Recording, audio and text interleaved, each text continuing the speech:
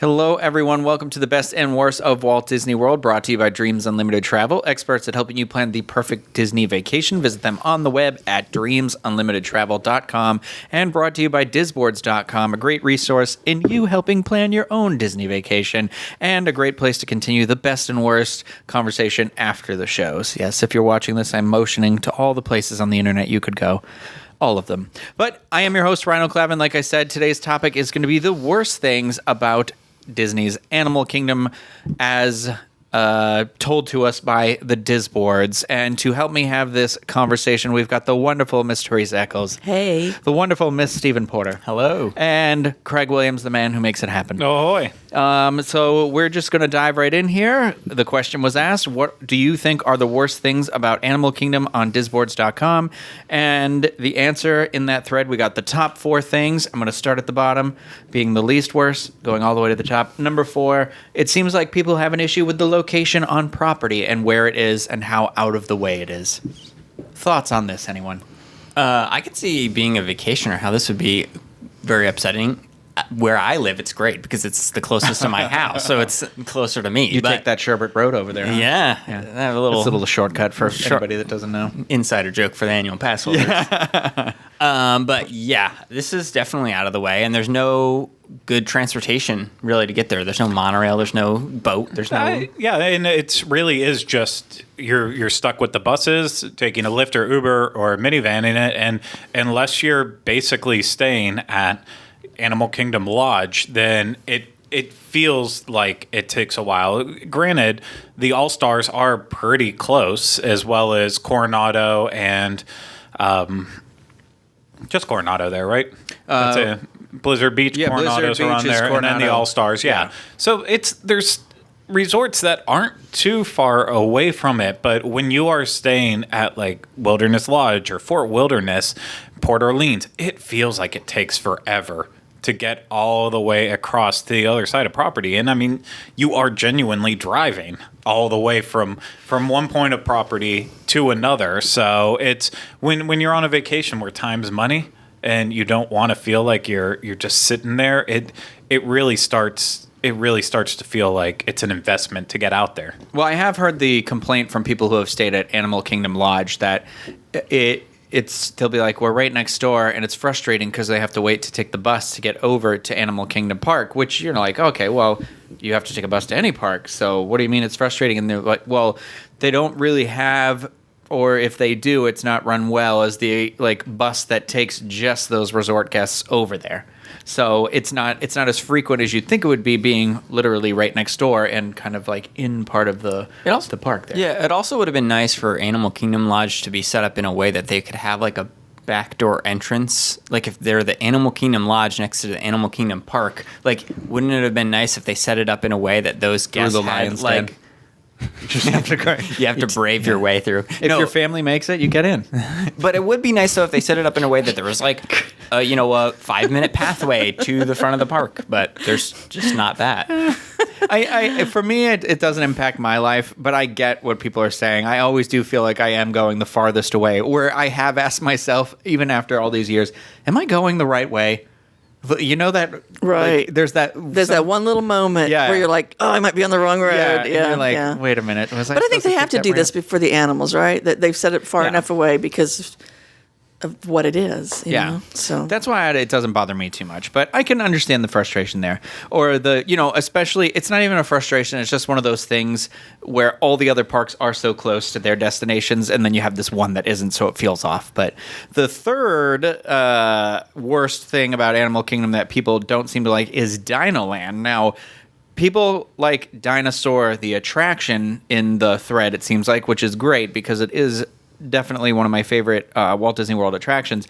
But I agree, they don't like the Hester and Chester, or whatever the name are, of those two dinosaurs. They don't like that dinosaur land, the carnival area. Yeah. No, I agree. I think it doesn't fit in really well with the Animal Kingdom is so well themed, I think, besides this, that it just is such a stark contrast. It's the constant kind of go around with anytime anyone brings this part of the park up. there's always the debate, well, it looks like a carnival. And then you have the one person or many people who jump in and like, well, Joe Rohde is the one who came up or helped with the story of it. And there is the entire story that is why it is designed the way that it is. And so when we say it's not well themed, if there is a backstory to it and the end and design to it fits what the story is, then technically it is themed. It's not a pleasant theme. I don't going to like a theme, just a regular amusement park like that and being in that environment, to me, that's not a pleasant theme, but that doesn't mean that it's still not themed to the story that they came up for it. So that's where, I mean, and I know this is like next level of nerdiness, but I get what you're saying. This is where a lot of the debates come in. So at the end of the day, I think most people can agree, yeah, like Triceratops Spin and Primeval Whirl are not good rides, and we would all just love to erase them off the planet. Yeah, they nailed Roadside Carnival, but the problem is that like, is that what you want? Okay, guys, I'm going to read you the actual backstory of it right now because I know this is a little more in depth than we wanted, but I think it's interesting. Go ahead. Okay. It's Dinoland U.S.A. originally started as a small highway town where an amateur fossil hunter found some dinosaur bones in 1947. After contacting some scientist friends, they gathered their money together to purchase the site, and since then, scientists, volunteers, and grad students have been living there trying to find answers about dinosaurs. The Dino Institute was founded and opened the site as a fossil discover park. An old fishing lodge of the property became the Restaurantosaurus. That is so random. Meanwhile, the Dino Institute and their partners at a research facility called Chronotech discovered how to... Okay, that's the time travel part of it. But Chester and Hester, two locals, were determined to make a quick buck and converted their gas station into a fossil souvenir shop. I can definitely see that. Not to be outdone with the Dino Institute, they turned their parking lot into a small amusement park called Chester and Hester's Dinorama, featuring their own version of the dinosaur named Primeval Whirl. And they also added the Triceratops Spin in the Midway games. Okay. Maybe I'm on the wrong show for you today. No, go ahead. I love this. So I like this for several reasons. I like it because it's a break from the way the rest of the park is. If you have small children, it's a good... I like it for that reason. And I like the whole backstory. Yeah. It just... I don't know. I've always liked it. I don't want Dinoland to ever go away because, like I said, dinosaur is one of my favorite rides. I've always loved dinosaurs. I love the time travel aspect of that, too. It puts two of my favorite things together. I do like the Boneyard. I think it's a great area for kids to be around in. And plus, I like the whole look of it. And, I love that all the dinosaur...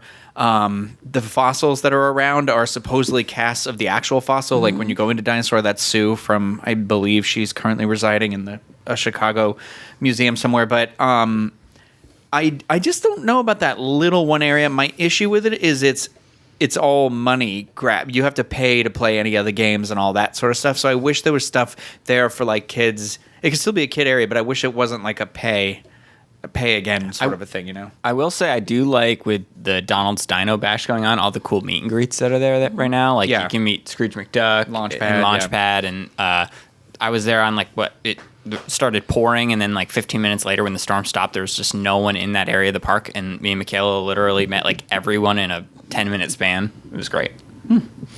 Well, the next thing that people don't like, or is there one of the worst things about Animal Kingdom, they say, and I kind of agree with this, is the layout and that it's hard to navigate.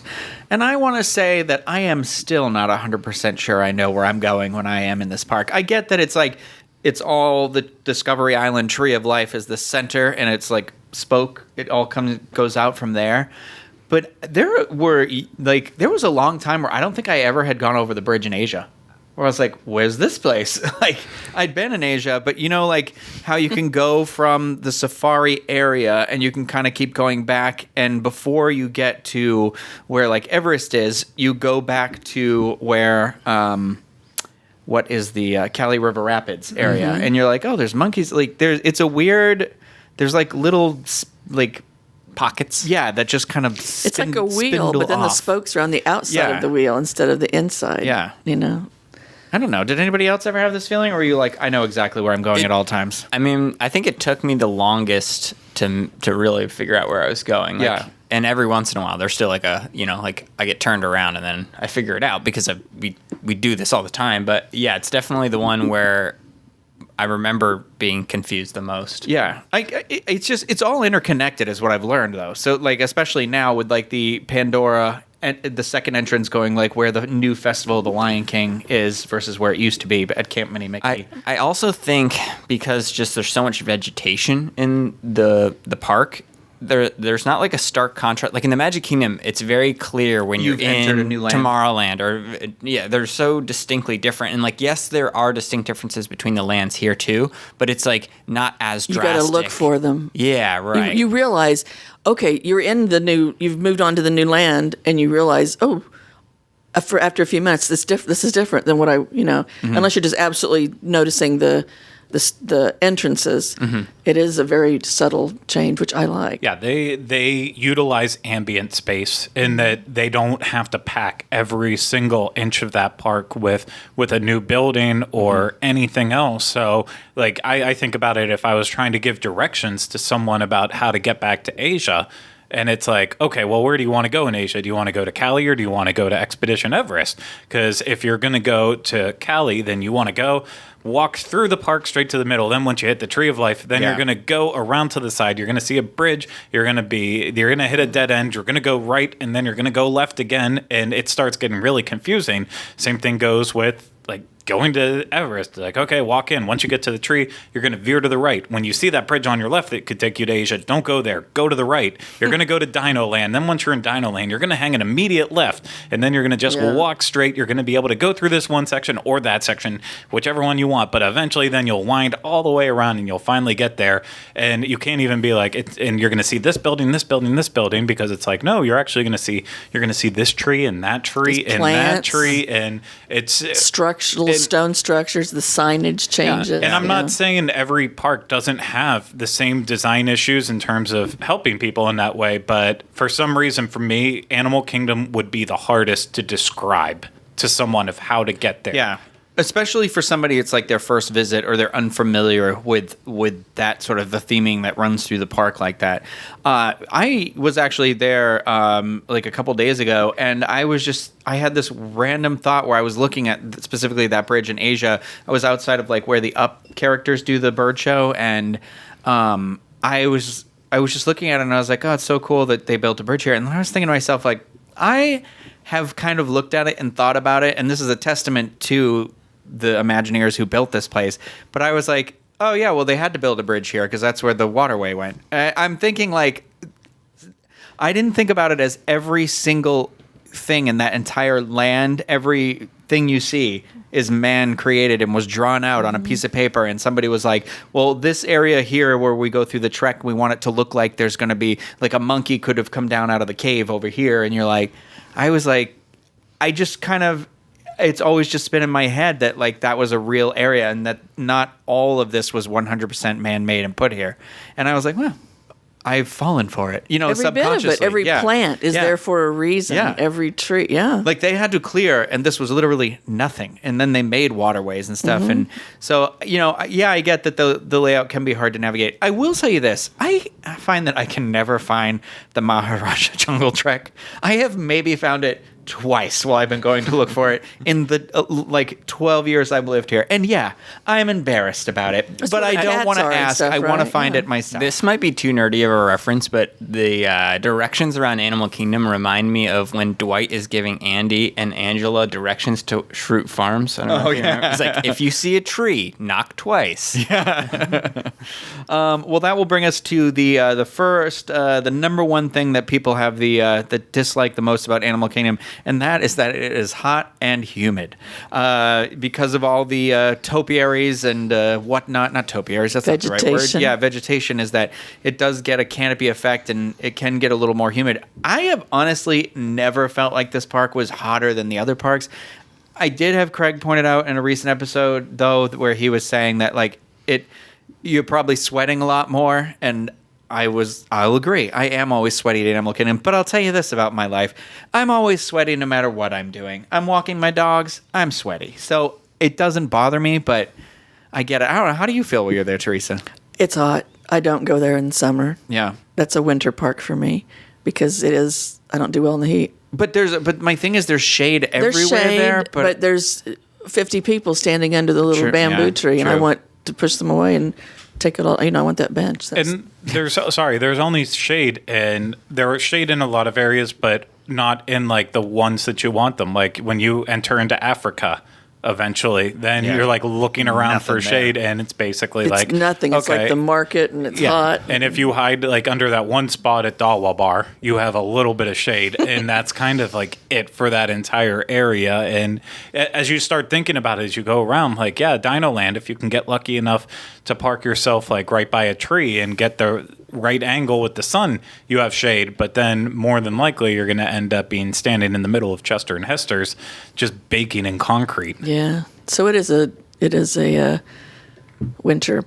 It's a winter park. A winter it park goes out for of me. rotation for you for It the does. summer months. It does from Yeah. like May to October. I don't go to Animal Kingdom. Well, and then in terms of like indoor shows, I mean, you have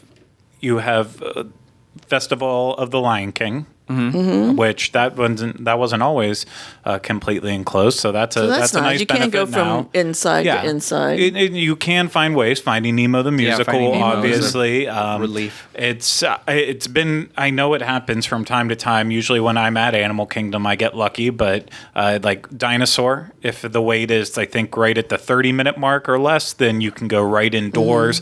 If not, you're standing outside in that awful outdoor queue. But there are things here and there that are indoors to give you a break from And it. do it but early morning or, Evening now. Yeah, it didn't used to be. Evening, yeah. It didn't used to be open as late as it currently Yeah. is. So that's a nice. there's benefit. ways around it. But yeah, it is. I find it hotter than the other parks. All right, well, there you have it. Those are the top 4 worst things about Animal Kingdom, as brought to us by the folks posting on disboards.com. That is the location at number 4, Dinoland U.S.A. at number 3, the layout being hard to navigate at number 2, and the fact that it is super hot and humid there at number 1. Thank you, everybody, for having this discussion. If you are listening, please feel free to rate and review our podcast on iTunes. If you're watching and you want to leave some comments, go right ahead and leave those in the comment section below. You can let us know of other topics you'd like to see us discuss in the future as well. That would be great. But that will do it for this episode of the Best and Worst of Walt Disney World. So we'll see you later. Bye.